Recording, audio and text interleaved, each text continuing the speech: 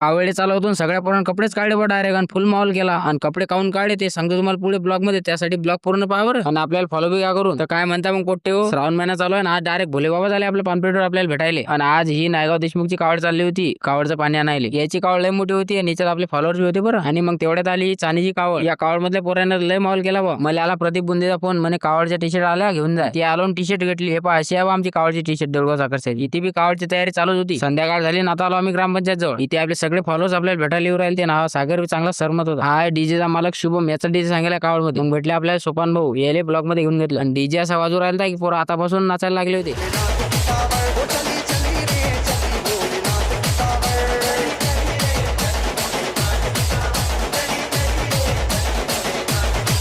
थोडं सामान टाकायचं राहिलं ट्रॅक्टरात आणि ट्रॅक्टरात सामान टाकलं आता निघलो आम्ही. एवढे मोठे पोरं चालले आमच्या कावडमध्ये आणि एवढे पोरं असले मावलच होते ना रे. पुढे चांगलाच पाणी चालू होतं रे. मग पार्केट फाट्यावर थांबवलं ट्रॅक्टर आणि सगळ्यांना काढले आपापले कपडे. पोरं म्हणत पाणी असो काय असो राडा झालाच पाहिजे. एवढं पाणी असून बी पोराचा जोश काय कमी झालाच नाही. यालेच तर म्हणतात मग खरं शिवभक्त. रस्त्यानं सगळे ओले झालो ना आलो बा मग आता तिडपले. इथे जेवण होतं, मिरच्या भाजीन पोळ्या. मग आम्ही गेलो जेवायला. सगळ्यांना जेवण केले आणि आम्ही आणले आता हे फोटो उद्यासाठी. आणि उद्या तुम्हाला कावडचा ब्लॉग आणि व्हिडिओ पाहिजे असतील तर आपल्याला फॉलो करून घ्या.